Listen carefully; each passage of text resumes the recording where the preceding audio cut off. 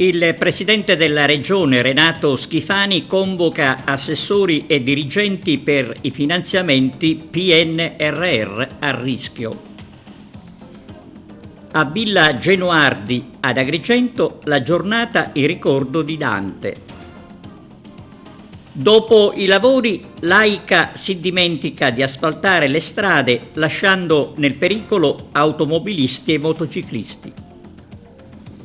Il 12 aprile al via il torneo delle regioni per la prima volta in Sicilia e in provincia di Agrigento. Giuseppe Giglia del team Nibali vince a Pietraperzia il trofeo Luigi Sardo.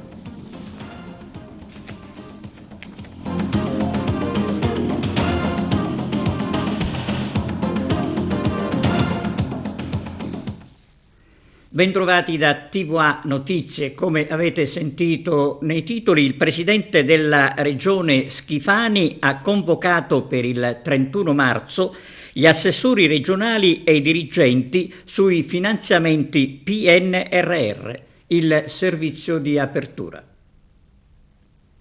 Non possiamo permetterci che risorse destinate allo sviluppo della Sicilia tornino indietro.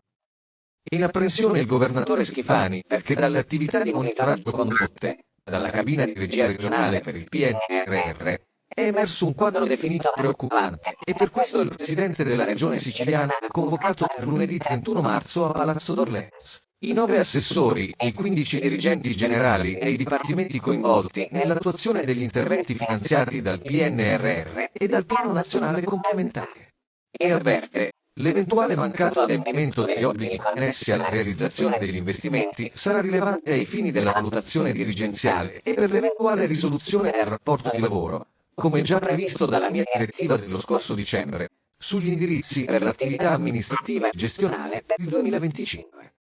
L'incontro ha l'obiettivo di affrontare le principali criticità emerse nell'attuazione dei progetti e di definire misure urgenti per garantire il rispetto dei cronoprogrammi previsti.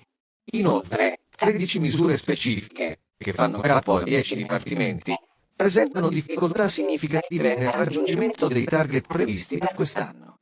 E in particolare, i centri di facilitazione digitale e i programmi per valorizzare l'identità dei luoghi, parchi e giardini storici, in capo al Dipartimento della Formazione Professionale, il programma GOL, Lavoro, Famiglia e Formazione, il sistema duale per l'istruzione, la tutela e valorizzazione dell'architettura e del paesaggio rurale per i beni culturali, il rinnovo del parco ferroviario regionale e l'acquisto di autobus extraurbani per le infrastrutture, l'elettrificazione delle banchine, del porto di Siracusa per l'energia, gli investimenti in infrastrutture idriche primarie per l'acqua e i rifiuti, i corsi di formazione in infezioni ospedaliere per la pianificazione strategica e l'adozione del fascicolo sanitario elettronico per il caso.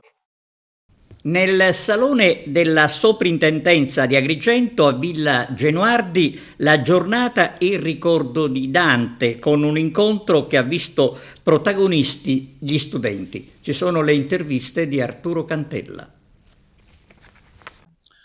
Nuovo appuntamento oggi dell'Associazione Dante con alcuni studenti e qualificati relatori per ricordare quello che è stato il pensiero di Dante, Dante di. Sì, il 25 marzo dal 2020 è stata istituita come giornata per ricordare Dante. E questa data nasce dal fatto che proprio si pensa, gli studiosi hanno fatto le ricerche, che il viaggio di Dante dall'inferno al paradiso sia iniziato proprio il 25 marzo del 1300. Oggi abbiamo rivolto questo incontro agli studenti, abbiamo una bella rappresentanza di alunni, di ragazzi, di giovani, e i relatori stanno proprio illustrando i versi di Dante, ma in particolare quei versi che parlano della natura, della speranza e della vita.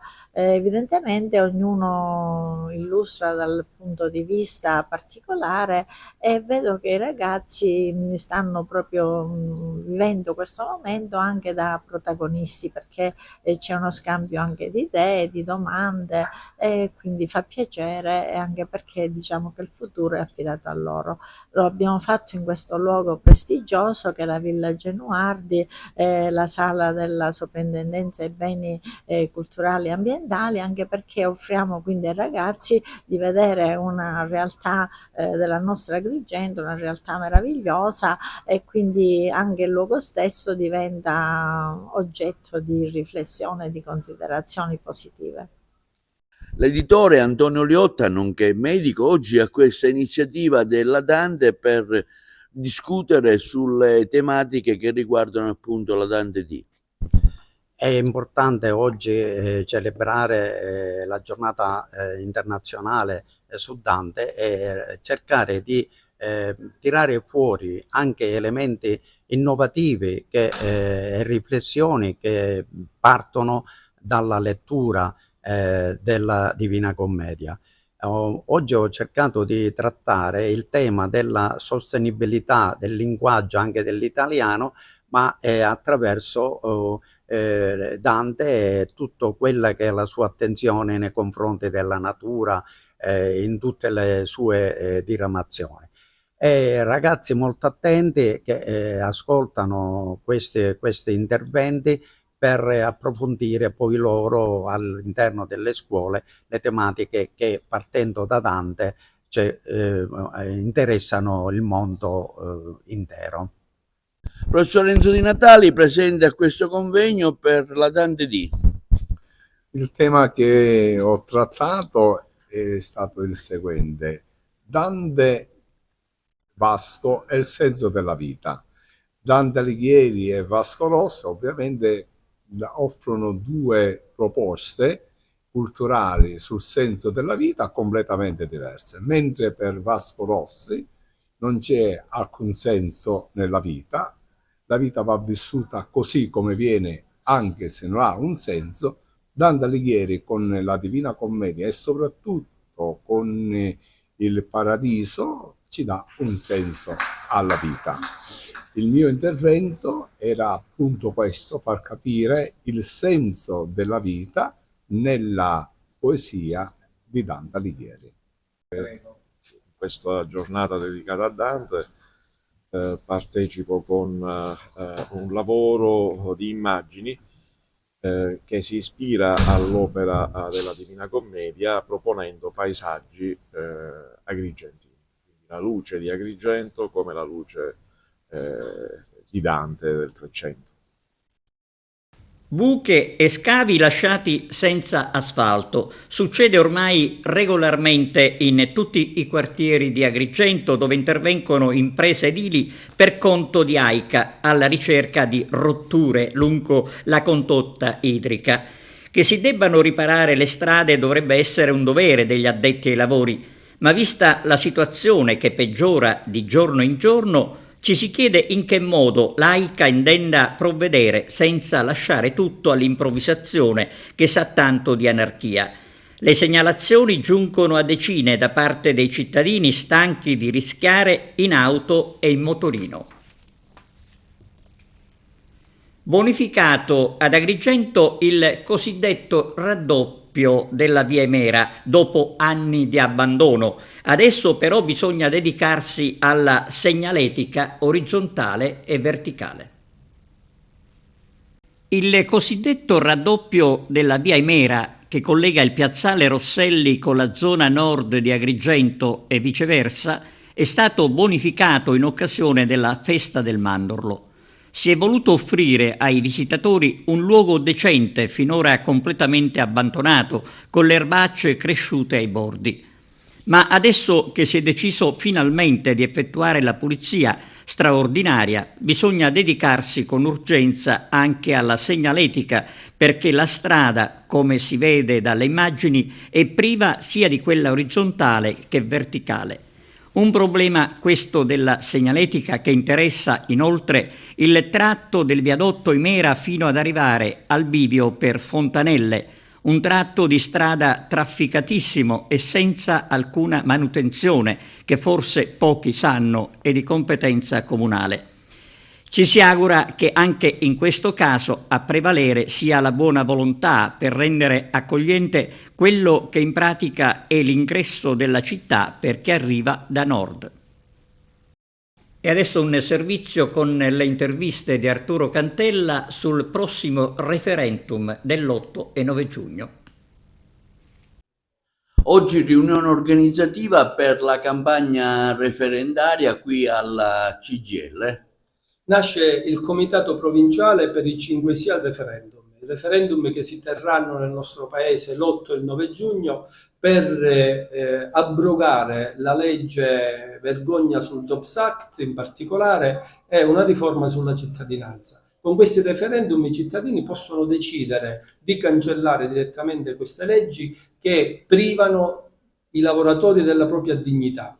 Non è più possibile, se vincono i sì, licenziare le persone senza giusta causa e le aziende non pagare dazio. Non è più possibile fare contratti precari sine die. Quindi i cittadini che spesso lamentano giustamente i ritardi, se non la stravaganza della politica, oggi non hanno bisogno di intermediazioni, basta che si recano alle urne, votano sì e troveranno all'indomani la dignità nel lavoro, soprattutto un lavoro in sicurezza, perché tra i 5 referendum c'è anche la responsabilità delle aziende committenti che nella misura in cui oggi danno un lavoro, poi con i subappalti l'ultima azienda probabilmente arriva al fallimento, risparmia sulla sicurezza, muoiono le persone e già di per sé è un fatto grave. Oltre 1050 persone muoiono ogni anno e poi queste aziende non pagano neanche la propria responsabilità rispetto ai tantissimi incidenti o incidenti mortali. Ecco, i cittadini adesso non debbono più chiedere nulla alla politica, devono solo andare a votare. Vi state organizzando fattivamente per mobilitare la CGIL, non solo, ma tutte le associazioni vicine alla CGIL, per raccogliere le firme, ma fino a quando sarà possibile e dove sarà possibile firmare? Allora, intanto ci tengo a precisare che non è solo la CGIL, ma da oggi c'è un comitato all'interno del quale ha aderito, oltre alla CGIL, a tutte le strutture presenti, come Federconsumatori, come Sunia, come Auser, c'è anche l'ANPI, l'Associazione Nazionale Partigiani, ci sono i partiti come Sinistra Italiana, Partito Democratico, i 5 Stelle, c'è la UIL e quindi da oggi in poi c'è un comitato. Il periodo della raccolta firme ormai è alle spalle. Oggi noi ci stiamo attrezzando per informare i cittadini che l'8 e il 9 di giugno bisogna andare a votare per abrogare queste norme. Cioè, le votazioni come avverranno? Daranno una scheda per ogni referendum, quindi 5 schede, ci sarà la scritta vuoi tu abrogare la legge X, basta barrare basta la parola dove c'è scritto sì, quindi il cittadino dice sì, voglio abrogare la legge vergogna che ha privato di dignità il lavoratore o sì alla modifica sulla cittadinanza. L'8 e il 9 giugno i cittadini italiani saranno chiamati a votare. Voi oggi qui alla CGIL con il comitato, che ricordiamo aderiscono tante sigle, vi state organizzando per la campagna referendaria, per, diciamo, fare pubblicità e fare conoscere ai cittadini italiani i 5 quesiti referendari su cui poi si dovranno esprimere. Sì, parte da oggi in provincia di Agrigento il comitato, iniziano queste iniziative proprio per far conoscere i 5 punti su cui si basa questo referendum. Ci impegneremo partendo dal comitato provinciale, cercando di lavorare con dei coordinamenti e dei comitati cittadini ai quali potranno aderire diverse associazioni, il cui fine è proprio quello di diffondere consapevolezza sui punti del referendum. Quindi, diciamo, fare in modo che la gente conosca quali siano i quesiti e le ragioni per cui votare sì. Assolutamente sì. Questa è una sfida difficile che riguarda tutti i cittadini. Per cui il punto fondamentale in questo caso è trasmettere l'importanza del voto, il fatto di far sì che la collettività vada a votare. Questa è una delle sfide più importanti che ci poniamo. Ricordiamo brevemente i punti, i quesiti. Sì, i punti, ecco, i quesiti sono tutti elencati in questo materiale che andremo poi a distribuire durante le diverse iniziative che porteremo avanti, tra cui possiamo già annunciare l'iniziativa del 12 aprile a livello provinciale, lo stop ai licenziamenti illegittimi, la tutela per le lavoratrici e i lavoratori delle piccole e medie imprese, la riduzione del lavoro precario, la sicurezza sul lavoro e più integrazione con la cittadinanza italiana. Questi sono i punti su cui si basa questo referendum. L'ANCE, sezione edili di Agrigento, ha designato alla carica di presidente della scuola edile ESIEA il geometra Vincenzo Di Maria. Presentato presso il centro Pierpaolo Pasolini di Agrigento il libro di Massimo Busetta La rana bollita, perché il Sud non si ribella. Arturo Cantella. Professore Busetta, oggi si presenta questo libro, si dialoga con due personalità agrigentine. Perché questo titolo intanto? Perché il sottotitolo lo spiega tutto. Perché il Mezzogiorno non si ribella? Perché è strano che una realtà nella quale, quando abbiamo il problema della sanità, dobbiamo andare fuori. Quando abbiamo il problema dell'occupazione, i nostri figli non ci sono. Quando abbiamo il problema del tempo pieno a scuola o degli asili nido, non ce li abbiamo. Quando abbiamo il problema di muoverci, non c'è concorrenza tra aereo e ferrovie e autostrade. E allora mi chiedo come mai noi, magari manca anche l'acqua, come si vede da Agrigento, non ci siamo e non ci ribelliamo. Come mai continuiamo ad abituarci a questa realtà così, per certi aspetti, devastata?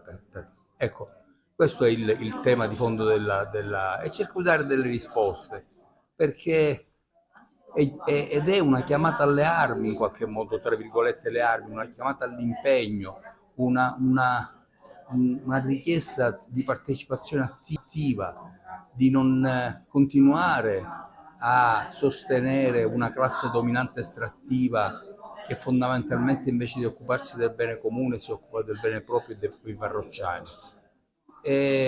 Agrigento capitale della cultura è un tema interessante. Perché non riusciamo ad avere le risposte adeguate, perché un'occasione come questa non diventi occasione di rilancio e di riscatto? Ecco, tutte queste domande cerca di rispondere il libro, sapendo perfettamente che questa purtroppo è diventata una colonia interna. Colonia interna vuol dire che fondamentalmente noi siamo strumentali agli altri. Allora però il passaggio, la riscossa passa attraverso le nostre risorse e la nostra forza. E quindi questo è il tema. Nel libro si ripercorrono gli ultimi anni della nostra storia per capire cosa è successo e cosa è accaduto, perché abbiamo avuto una prima finta industrializzazione, che è stata quella dell'Ilva piuttosto che delle raffinerie di Augusta piuttosto che di Milazzo. Perché dobbiamo avere il rigassificatore a Porto Empedocle a due passi dalla Valle dei Templi? Perché siamo utilizzati strumentalmente per le esigenze degli altri? Tutto questo è il tema del mio libro e cerco di dare del... Onorevole Pumiglia, presente a questa presentazione del libro di Piero Busetta, La rana è bollita. Qual è la sua valutazione sul libro? È un ottimo testo. Busetta è un economista, un intellettuale che ha anche una passione notevole per la politica e quindi inquadra le sue analisi sempre puntuali e pertinenti in un quadro politico e li rende perciò più accessibili alla gente. Lui racconta in questo libro di una condizione per la quale i meridionali, noi siciliani in particolare, somigliamo ad una rana bollita, una rana che viene messa in una pentola sotto la quale si accende il fuoco e quando l'acqua diventa tiepida la rana ha una sensazione piacevole.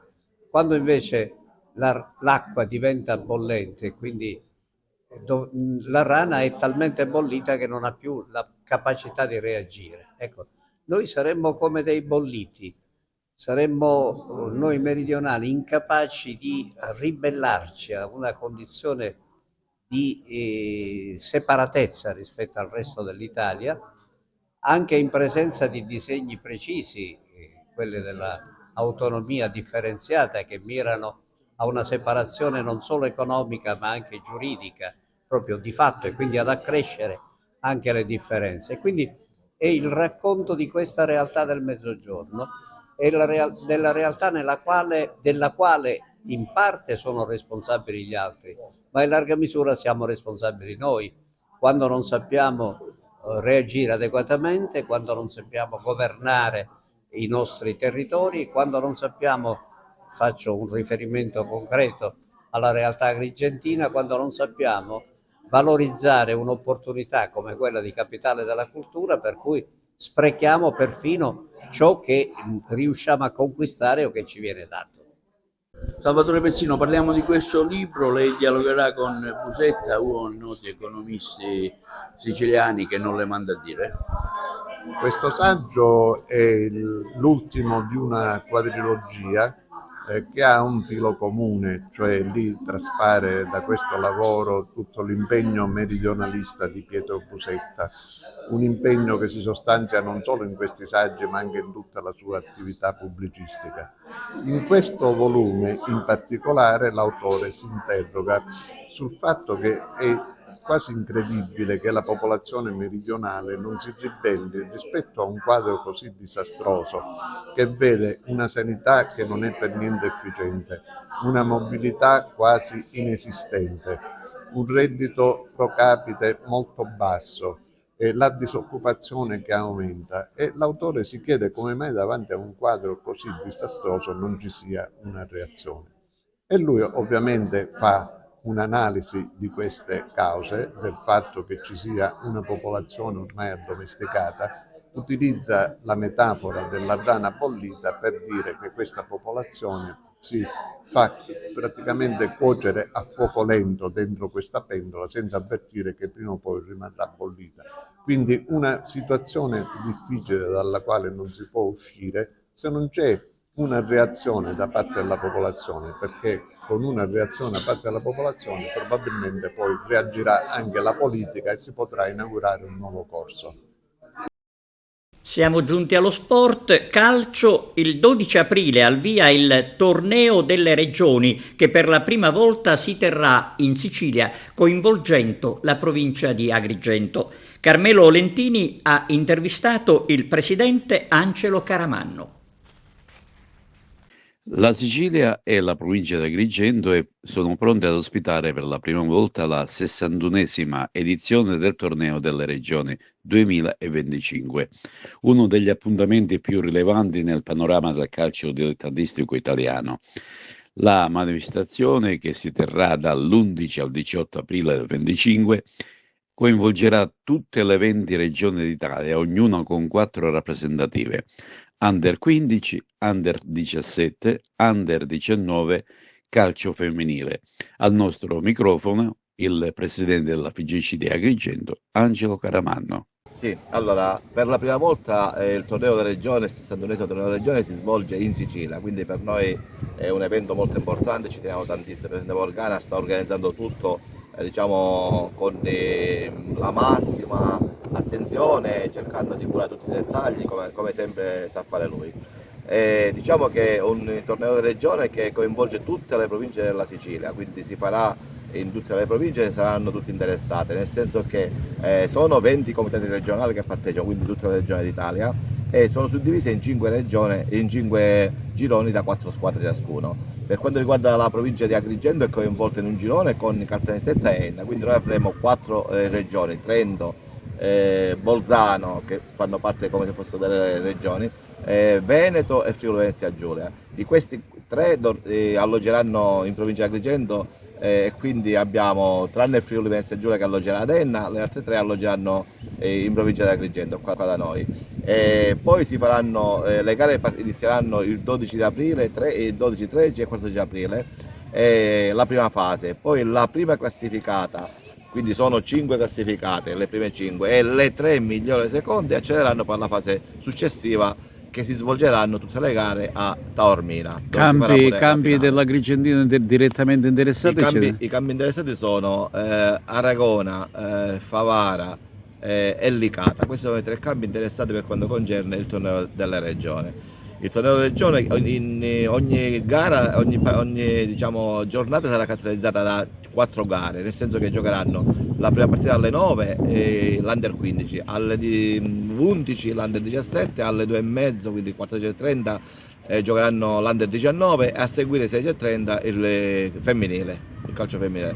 Quindi diciamo che ogni comitato ha 100 persone, 100 tra atleti e dirigenti, 100 persone a seguito, quindi diciamo che un ben numero di atleti, di dirigenti che verranno nella nostra provincia a visitare la nostra città, la nostra provincia, diciamo, le bellezze che noi proponiamo e che fortunatamente abbiamo a disposizione, e quindi sarà anche un discorso di promozione per la nostra Sicilia. La cosa principale per la Sicilia è promuovere appunto il nostro territorio di bellezze, di arte, cultura, sapori, colori. Questa è la cosa principale che noi portiamo avanti e che fortunatamente la nostra terra ci offre. Abbiamo pure la mascotte, che è una mascotte molto bella, si chiama Figo, rappresenta la figa d'India, quindi diciamo che i colori della Sicilia, il giallo e il rosso, che sono diciamo, i colori principali di questo di Figo, e che rappresentano appunto la Sicilia. Quindi diciamo che questo torneo sarà un torneo diciamo, di altissimo livello, perché l'organizzazione è puntuale massima, ci saranno tanti eventi collaterali che diciamo, allieteranno oltre alle gare con spettacoli e varie attrazioni, appunto per far andare alla fine di quanto successo in campo contenti tutti gli atleti, tutte le persone che vengono a visitare la nostra terra. Il giovane Giuseppe Giglia del team Nibali vince anche l'edizione del trofeo Luigi Sardo nel circuito di Pietra Perzia in provincia di Enna. La manifestazione è stata curata dalla Polisportiva Pietrina. Per Giuseppe Giglia si tratta della 4ª vittoria stagionale. Il giovane ha dimostrato ottime doti di guida del suo mezzo. Era questa l'ultima notizia, grazie per la vostra attenzione. Arrivederci.